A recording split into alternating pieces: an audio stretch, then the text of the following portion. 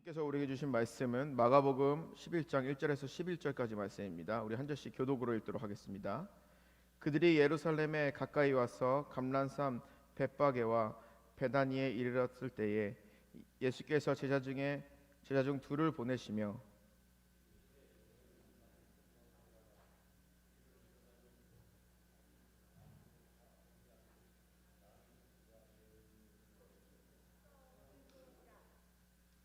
만일 누가 너희에게 왜 이렇게 하느냐 묻거든 주가 쓰시겠다 하라.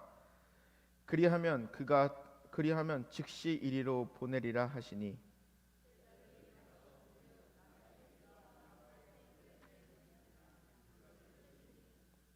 거기 서 있는 사람 중에 어떤 이가 이르되 나귀 새끼를 풀어 무엇을 하려냐 하매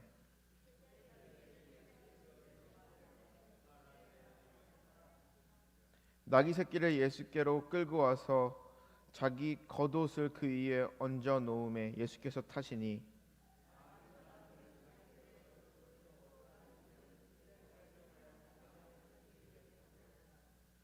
앞에서 가고 뒤에서 따르는 자들이 소리 지르되 호산나 찬송하리로다 주의 이름으로 오시는 이여.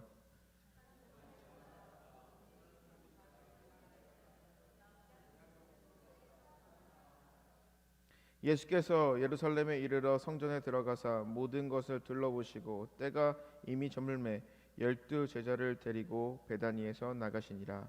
아멘. 오늘은 종려주일입니다. 예수님께서 예루살렘 성에 입성하실 때에 많은 사람들이 이게 종려나무입니다. 종려나무 가지를 흔들면서 호산나 호산나 예수님을 환대했고 환영했던 때입니다. 그래서 붙여진 이름이 종려주일입니다.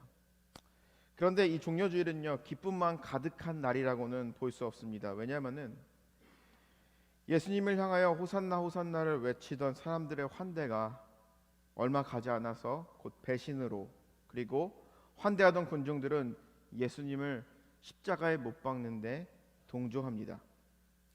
그렇게 예수님은 고난과 죽음의 길로 걸어가십니다. 그런데 고난과 죽음은 끝이 아니었습니다.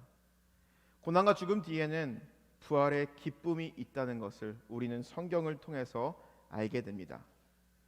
그래서 우리는 예수님께서 십자가로 향하던 그 일주일간의 기간을 고난주간, 순환주간이라고 부릅니다. 그래서 2000년 동안 교회에서는요 이 고난주간이 되면요 예수님의 고난과 희생을 재현하기 위해서 또는 동참하기 위해서 많은 것들을 했습니다. 그래서 어떤 교회는 특별 예배나 특별 새벽 기도회를 하고요. 또 어떤 교회는 주일 예배 외에는 어떤 모임도 하지 않고 완전한 침묵 가운데 한 주간을 보내게 되는 것을 알 수가 있습니다. 그리고 오늘은요 고난 주간의 처음 시작입니다. 오늘 우리가 읽었던 이 종려주일의 말씀이죠. 오늘 우리가 읽었던 이 말씀을 보게 되면요 우리는 두 가지를 연상할 수가 있습니다. 어떤 것입니까? 나귀를 타신 예수님의 모습, 그리고 또 종려나무를 흔드는 사람들의 모습입니다. 이 두 가지의 모습은요 우리가 고난주간을 시작하는 바로 오늘 우리가 어떠한 마음을 가지고 이 주간을 보내야 할지에 대해서 말해주고 있습니다. 나귀를 타신 예수님의 모습을 우리가 생각해 봅시다. 나귀는 유대인들에게 신성한 메시아를 상징하는 짐승입니다. 성경에 보게 되면은 스가랴서 9장에 보게 되면은 예언자의 말씀대로 이스라엘을 구원할 왕은요 다시 오신 메시아는 공의롭고 그리고 또 백성들을 구원하고 그리고 또 겸손하여서 나귀를 타고 온다고 말합니다. 그런데 또 반면에 다니엘서 7장 말씀을 보게 되면요 메시아가 올 때 구름을 타고 온다라고 얘기합니다. 알쏭달쏭하죠. 스가랴의 말씀을 보게 되면 나귀를 타고 오신다 그러는데, 그런데 다니엘서의 말씀을 보게 되면 예수님께서 오실 때, 메시아가 오실 때 구름을 타고 온다라고 얘기합니다. 그래서 유대인들의 랍비들은 이러한 아리송한 이 부분을요 이렇게 정리합니다. 이스라엘 사람들이 메시아를 맞을 준비가 되었을 때 메시아는 구름을 타고 오지만 그렇지 않을 경우에는 나귀를 타고 오신다라고 해석을 합니다. 2000년 전에 예수님이 오셨을 때에 아직 사람들은요 예수님을 맞이할 준비가 되어 있지 않았습니다. 그래서 나귀를 타고 오셨을지도 모릅니다. 그러나 다시 오실 때는 다니엘서의 말씀대로 심판주로 영광 가운데 구름을 타고 오신다라는 것입니다. 저와 여러분들이 예수님께서 다시 오실 때에 그 예수님을 맞이할 수 있는 그런 준비가 우리의 삶 가운데, 우리의 신앙생활 가운데 있어지기를 주님의 이름으로 축원합니다. 사실 당시에 이스라엘 백성들은요 예수님을 맞이할 준비가 되어 있지 않았습니다. 그런데 모두 다 그런 것은 아니었습니다. 예수님께 받은 사랑이 너무 커서 어느 누구도 예수님의 죽음에 대해서 생각하지 않았는데 예수님의 장례를 준비하기 위해서 값비싼 향유를 깨뜨리고 눈물로써 예수님의 발을 닦았던 그 여인을 우리는 기억을 합니다. 예수님은 자신의 육체가 죽었을 때에 그 시신을 안치할 무덤을 준비하지 않았습니다. 그리고 어느 누구도 예수님께서 영혼이 완전히 떠나갔을 때에 그 시신을 수습할 사람도 없었고요. 그리고 예수님의 시신을 무덤에 모실 무덤도 없었습니다. 그런데 아리마떼 요셉이라는 사람은요 자기가 묻힐 무덤을 예수님을 위해서 내어준 사람이었습니다. 그리고 오늘 본문에 보게 되면 예수님께서 예루살렘 성에 입성하시기 전에 나귀를 내어준 이 사람도 바로 예수님을 맞이할 준비가 되어 있던 자 중에 하나였다라는 것이죠. 오늘 본문에 보게 되면 말하죠. 예수님께서 베다니라는 동네에 이르렀고 그리고 또 제자들에게 이렇게 얘기합니다. 너희는 맞은편 마을에 가서 아무도 타지 않는 나귀가 매여 있거든. 그 나귀를 가지고 와라. 이 말을 우리가 1년에 한 번씩은 읽습니다. 그렇죠? 공관복음서에도 보게 되면 여러 군데 등장하게 되고 종려주일이 되면 이 말씀을 읽어요. 그런데 이 말씀을 우리가 가만 생각해 봤을 때 얼마나 황당한 말씀인지요. 쉽게 말하면 그겁니다. 저기 포틀리에 가면은 아무도 타지 않은 새 차가 있는데 임시번호판 붙어 있는 차 있어. 거기에 키 꼽혀 있으니까 그냥 가져와. 사람들이 이런 소리를 들었을 때에 얼마나 황당할까요? 예수님의 제자들도 마찬가지일 것입니다. 예수님께서 이러한 요구를 하였을 때 그들의 마음 가운데 믿음과 동시에 의심이 공존했을 것입니다. 그리고 유대인들에게 이 낙이라는 동물은요 아주 신성한 동물인데 그것을 가져오라고 하였을 때 과연 주인이 허락할까? 예수님께서는 말하죠. 만약에 누군가가 그것에 대해서 묻는다 그러면은 주가 쓰시겠다 하라. 요 한마디만 하라고 합니다. 제 아들은 의심 반 믿음 반으로 정말 이 맞은편의 동네에 가게 됩니다. 그러면서 나귀를 데리고 올라가는데 주인이 등장하죠. 주인은 묻습니다. 이것을 갖다 어디에 쓰려고 그러느냐? 그래서 제 아들은 얘기하죠. 주가 쓰시겠다 하라. 이 말을 하였을 때 주인은 어떠한 이유도 묻지 않고 그것을 허락했습니다. 이것이 과연 쉬운 일이었을까요? 나귀의 주인은 묻지도 않고 따지지도 않고 나귀를 내어주었습니다. 그런데 우리가 오늘 우리가 이 말씀을 읽으면서 우리가 첫 번째로 집중해야 될 메시지 중에 하나라는 것이죠. 그것은 바로 주인의 것을 인정하며 그리고 또 주님께서 사용하실 때를 우리는 준비하고 기다리는 믿음을 가지고 있어야 한다는 것이죠. 마치 우리가 나귀의 주인을 봤을 때 그냥 모르는 사람이 와가지고 주가 쓰시겠다 하라 하고 데리고 가면은 이 사람은 마치 정말 마음이 좋은 무소유의 삶을 지향하는 사람처럼 보입니다.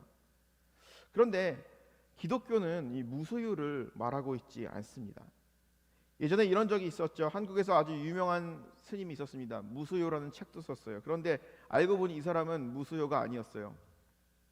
논-원드가 아니라 fully 원드였어요. 뒤에서 보니까 고급 아파트를 가지고 있고요. 고급 스포츠카를 갖고 있고요. 스님이요. 그러면서 사람들이요. 이 사람은 무소유가 아니라 풀소유다, 다 가지고 있는 사람이다 해서 사회적으로 비판을 받은 적이 있습니다. 그렇다면은 불교에서는 무소유를 강조하는데 기독교에서는 무소유를 말하고 있지 않다면은, 그러면은 내가 내 손에 집히는 것은 다 내 것인가, 나의 소유인가라고 생각할 수가 있습니다. 그런데 주님께서 기독교에서 말하고 있는 그 믿음은 바로 어떤 것이냐? 소유의 개념은 내가 가지고 있는 것은 나의 것으로 인정하지 아니하고 하나님의 것임을 인정하는 것이죠. 로마서 11장 36절에 보면 이렇게 얘기합니다. 이는 만물이 주에게서 나오고 주로 말미암아 주에게로 돌아감이라. 그에게 영광이 세세히 있을지어다. 아멘. 우리가 가진 모든 것을 하나님께로부터 왔다라고 합니다. 그리고 그것에 대한 절대적인 소유권은 나에게 있는 것이 아니라 하나님께 있다라는 것입니다. 하나님께서 세상을 창조하셨습니다. 그리고 아담과 하와에게 에덴 동산에서 살게 하셨습니다. 그런데 그들에게 다 준 것이 아니라 그들에게 관리자로서의 책임을 주신 것입니다. 그것을 우리는 청지기의 사명이라고 합니다.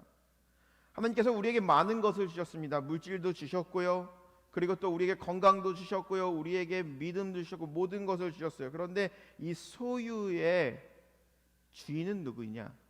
바로 하나님께 있다라는 것이죠. 하나님의 소유라는 것입니다. 마태복음 19장에 보게 되면 예수님께 한 부자 청년이 찾아옵니다. 그는 어려서부터 계명을 잘 지키는, 율법을 잘 지키는 그러한 청년이었습니다. 돈도 많았어요. 윤리적으로나 도덕적으로 흠없는 사람이었습니다.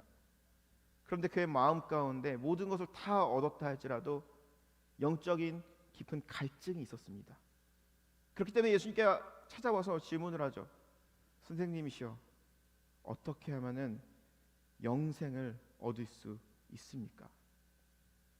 모든 것을 다 가졌습니다.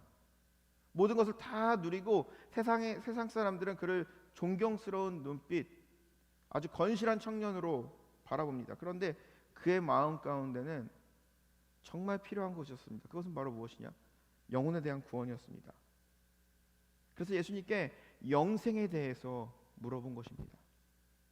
예수님께서는 그에게 말하죠. 내가 가진 것을 다 팔아 가난한 사람들에게 나눠주고 나를 따르라.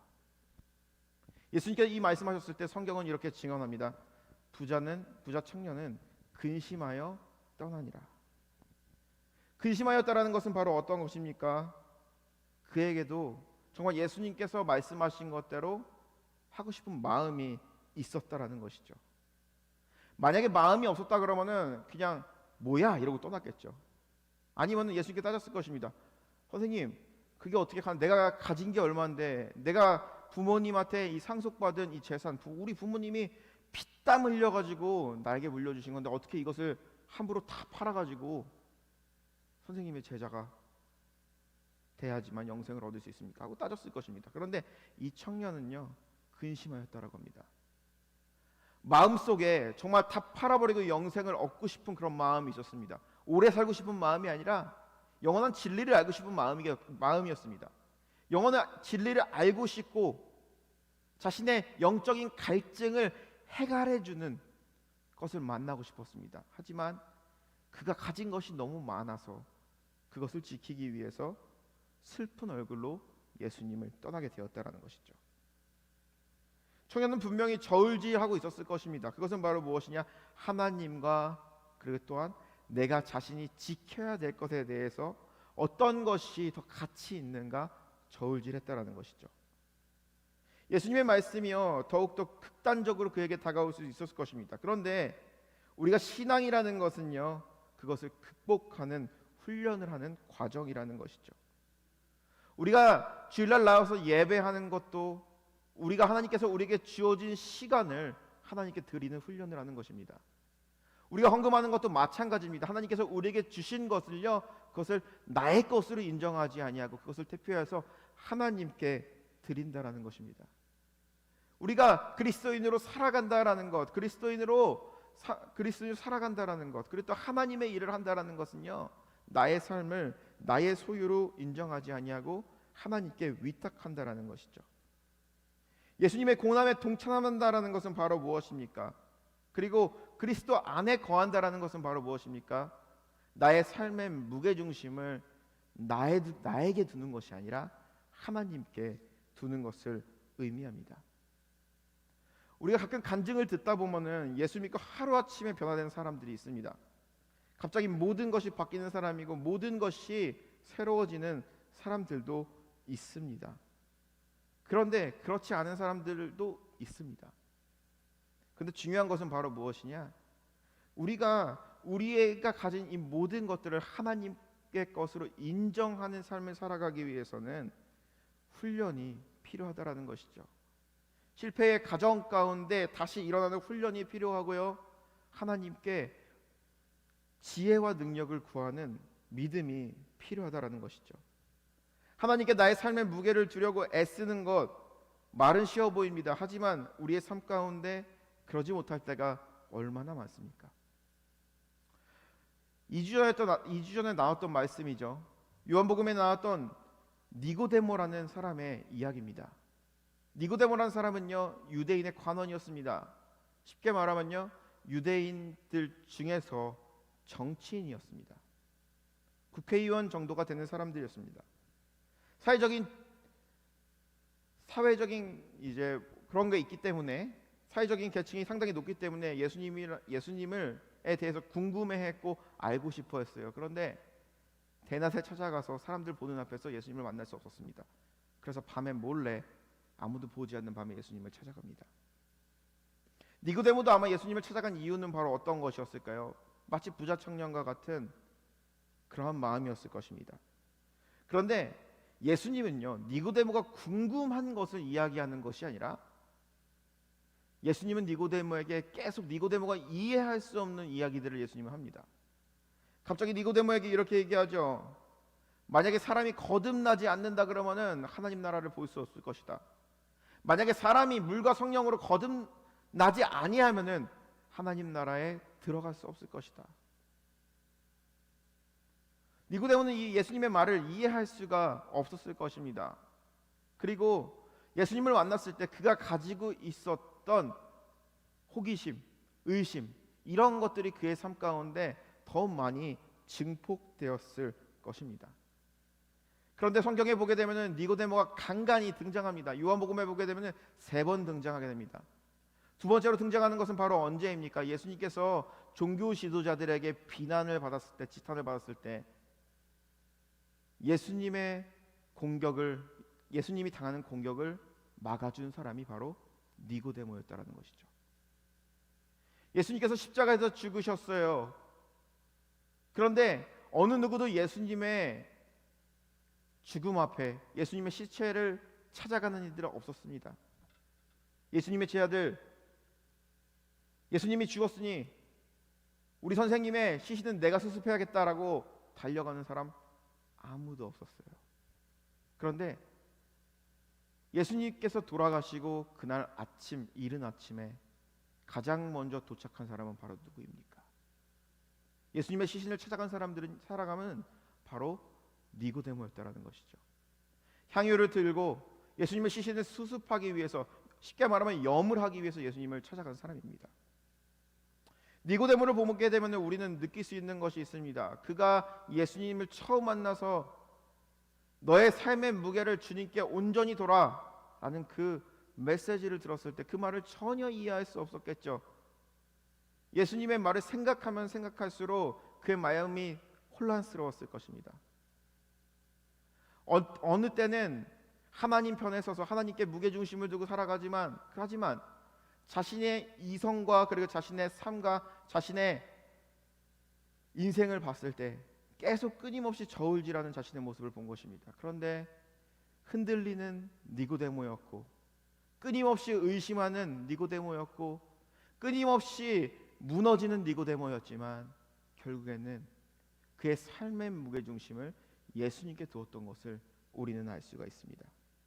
그렇듯 나귀의 주인처럼 모든 것을 한 번에 주님께서 원하신다면 드리겠습니다라는 그 믿음을 가지면 얼마나 좋겠습니까? 하지만 우리의 현실은요, 우리의 믿음의 연약함은요, 항상 저울질한다라는 것입니다. 제가 좋아하는 일본의 소설가 중에 엔토 시샤크라는 소설가가 있습니다. 이 소설가는요, 침묵이라는 소설로 굉장히 유명합니다. 영화로도 예전에 개봉한 적이 있는데 사일런스라고. 이거는 소설이긴 하지만 역사적인 배경을 다루는 소설 중에 하나입니다. 일본의 막부 시대에 이제 포르투갈, 스페인 이런 데서 이제 일본을 이제 복음화하기 위해서 선교사를 보냅니다. 한 선교사가 일본의 남부 지방에 있는 나가사키라는 지역에 도착을 하게 됩니다. 그런데 그곳에 이미 선교사들이 복음을 전해놨습니다. 그런데 당시에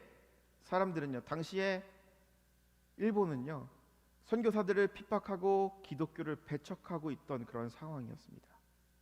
그렇기 때문에 그들은요, 숨어서 예배를 드려야만 했어요. 숨어서 찬양을 했어야만 됐어요. 그렇듯 그러한 상황 가운데 이제 선교사가 도착하게 돼서 이제 그곳에서 선교 활동을 시작합니다. 어느 누구에게도 알려지면 안 됩니다. 숨어 있는 믿음의 공동체를 섬기고 그들을 위해서 기도해주고 그들을 위해서 성례를 베풉니다. 그 당시에 기독교를 탄압하기 위해서 사람들은 어떻게 했냐면, 먼저 예수님을 믿는다 그러면은 일단은 붙잡습니다. 그러면서 그에게 심한 고문을 가합니다. 그러면서 마지막으로 요구하는 것은 바로 무엇이냐? 배교를 요구하는 거예요. 내가 믿는 그 예수 그리스도를 저주하고 기독교에서 나와라. 그러면서 이제 기독교에 나간다라는 증표를 사람들에게 보여야만 했습니다. 후메에라라는 이런 동판이 있었습니다. 근데 거기에는 예수님 얼굴이 있었어요. 예수님의 얼굴을 밟고 지나가면서 나는 이 예수를 저주합니다 라고 지나가야지만 배교를 할 수 있었습니다. 그런데 많은 사람들이 그 순간 순교를 선택했습니다. 나를 구원하신 그 예수님을 배반할 수 없습니다. 나를 구원하신 내가 믿는 그 예수님을 배반할 수 없습니다 하면서 수많은 사람들이 고문을 당하고 끔찍하게 죽임을 당했습니다. 그런데 소설에 보게 되면 이 소설의 스토리를 이끌어가는 그 인물 중에 한 사람이 등장을 하게 됩니다. 그 사람의 이름은 기지치로입니다. 그런데 소설을 보게 되면은 그 소설에서 굉장히 얄미운 캐릭터, 가벼운 캐릭터로 등장을 하게 됩니다. 사실 이 기지치로라는 사람은요, 굉장히 인내심이 부족한 사람입니다. 그리고 굉장히 연약한 사람이에요. 보통 사람들 같은 경우에는 이제 잡혔을 때에 고문을 끝까지 견딥니다. 그런데 조금만 고문을 가해도 아니면 그에게 겁을 줘도 너무 무서워가지고 모든 것을 다 불어버리는 사람이에요. 그런데 중요한 것은요, 이 기지치로라는 사람이 연약한 사람이었지만 항상 그 기독교 공동체 안에서 있던 사람이었습니다. 하루는 갑자기 사람들이 급습했습니다. 그러면서 기독교인들을 잡아갖고 기지치로라는 사람도 역시 잡혀갔습니다. 사람들 한 명 한 명을 감옥에 가두고 심한 고문을 가합니다. 모든 사람들, 예수님을 믿었던 당시에 그 사람들은요, 고문을 참아냈어요. 그런데 기지치로는 조금의 고문을 가하자 또 얘기하는 거예요. 제가 믿는 예수님 부인하겠습니다 하면서 후메를 밟고 자신의 믿음의 공동체에 있었던 식구와 같은 사람들은 감옥에 있고 그는 자유의 몸이 됩니다. 얼마나 얄미울까요? 하루는 또 잡히는 날이 있었습니다. 그런데 이제 사람들이 요구를 하는 겁니다. 너희가 믿는 그 기독교 공동체 예배하는 거, 그리고 모이는 사람들의 이름을 다 대. 그리고 신부가 왔다고 들었어. 그 신부가 어디에 있는지 당장 말해.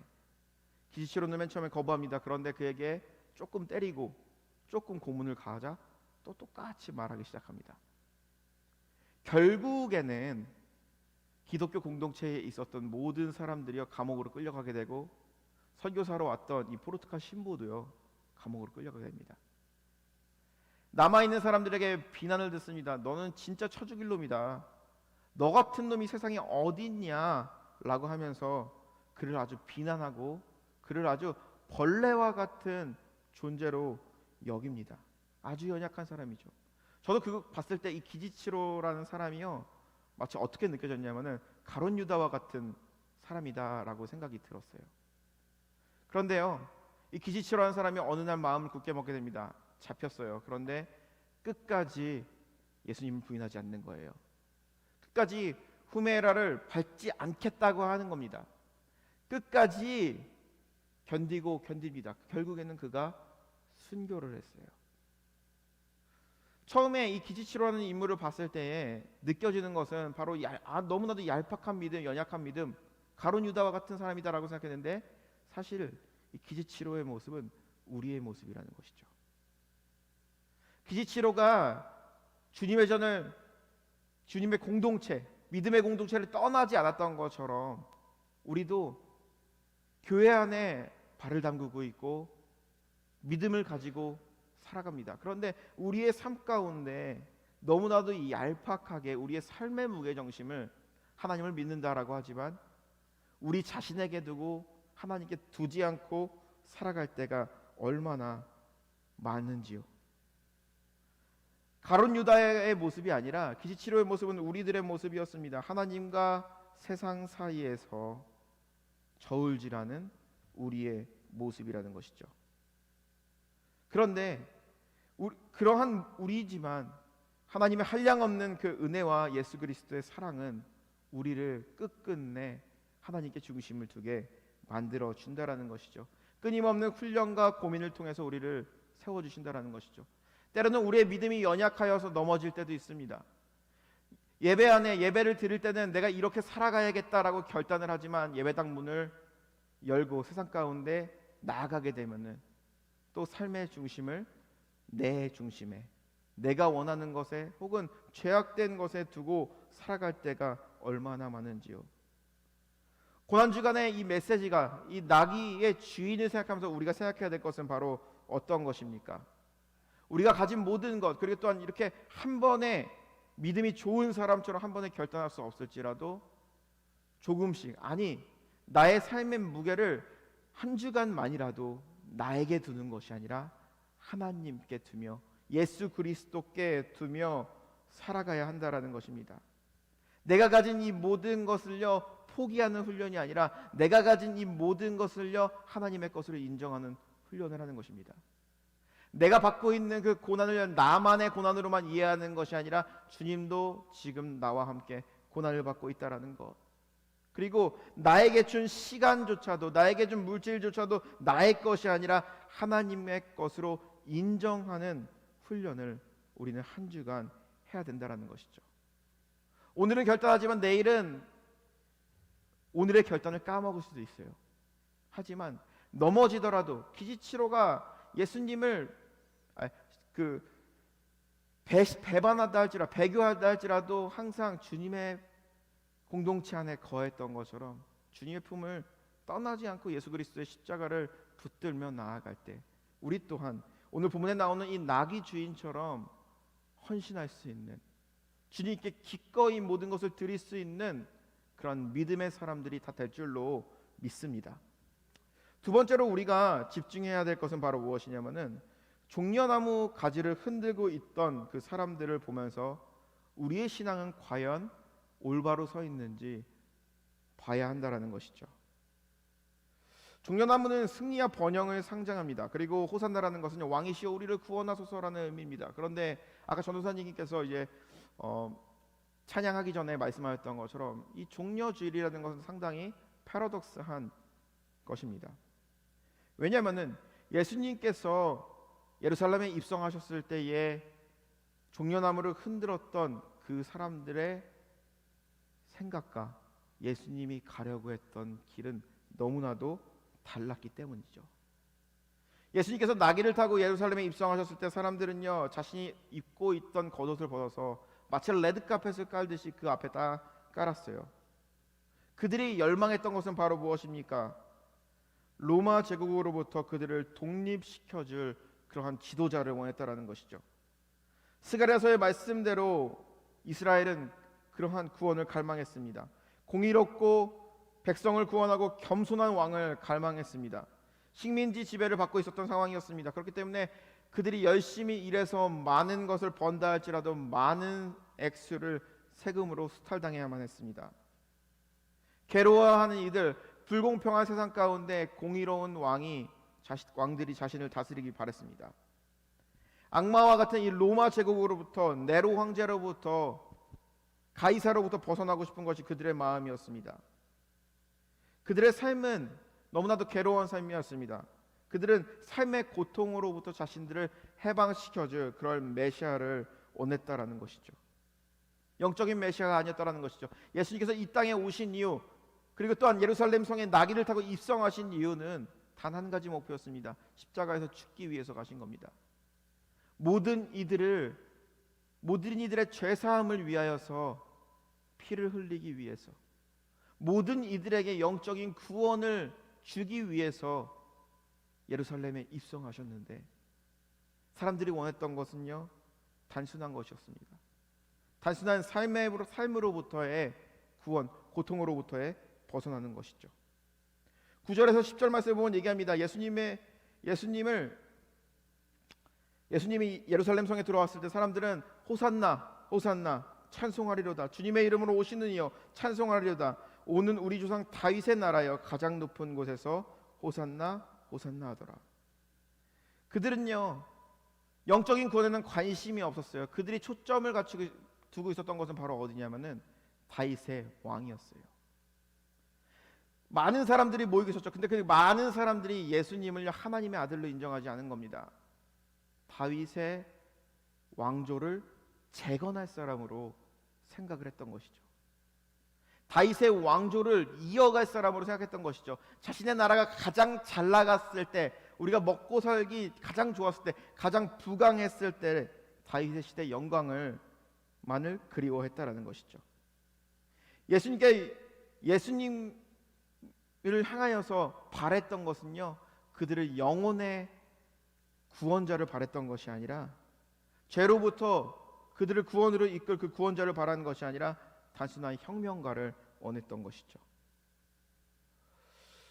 쉽게 보면 우리는 이렇게 이해할 수가 있습니다. 예수님을 환영했고, 그리고 또 예루살렘 가운데 종려나무 가지를 흔들면서 예수님을 향하여서 환호했던 사람들은요, 예수님을 메시아로 이해했습니다. 그런데 영적인 메시아가 아니라 그냥 삶의 어려움으로부터 구원해 줄 자, 나의 소원을 들어주는 자, 그리고 나에게 유익을 주는 자의 모습으로 바라봤다라는 것이죠.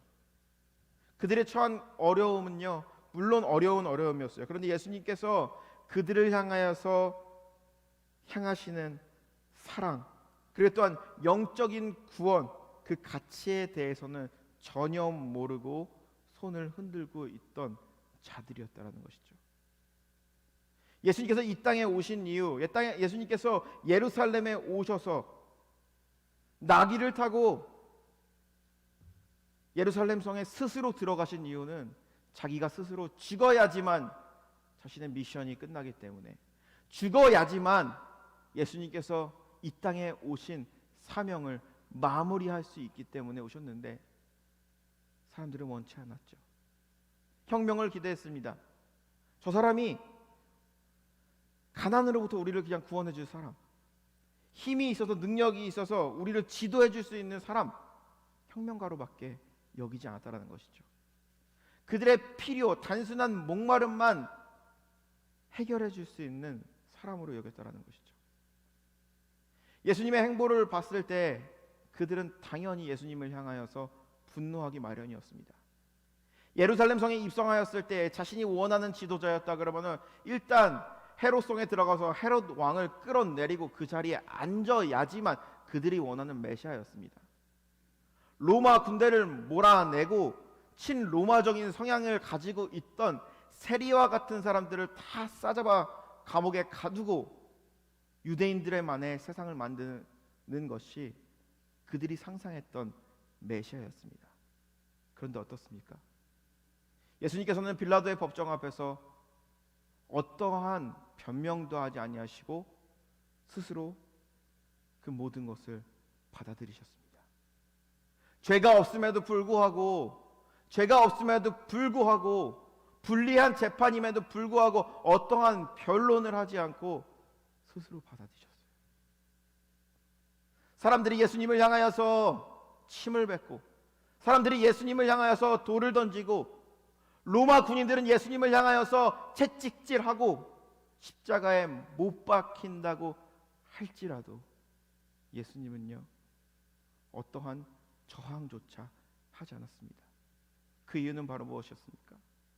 사람들은 눈앞의 것만 바라보지만 예수님께서 이 땅에 오신 이유, 그리고 예수님께서 지금 예루살렘에 오셔서 고통당하는 이유가 바로 예수님이 오신 모든 사람들을 구원하기 위한 생명의 떡으로 구원자로 오셨기 때문이라는 것이죠. 사람들은 아무도 이해하지 못했습니다. 예수님 근처에 제자들 있죠? 제자들은요 예수님의 말을 조금이라도 이해했을까요? 예수님의 마음을 조금이라도 알았을까요? 아니에요. 예수님의 마음을 이해하는 제자들 아무도 없었어요. 많은 군중들과 똑같았어요. 자신들을 출세시켜줄 사람, 저 사람 옆에 붙어 있으면 내가 뭔가라도 할 수 있다라는 그런 기대감으로 붙어 있던 거예요. 그것이 바로 예수님이 예루살렘에 오셨을 때 겪었던 순간이라는 것이죠.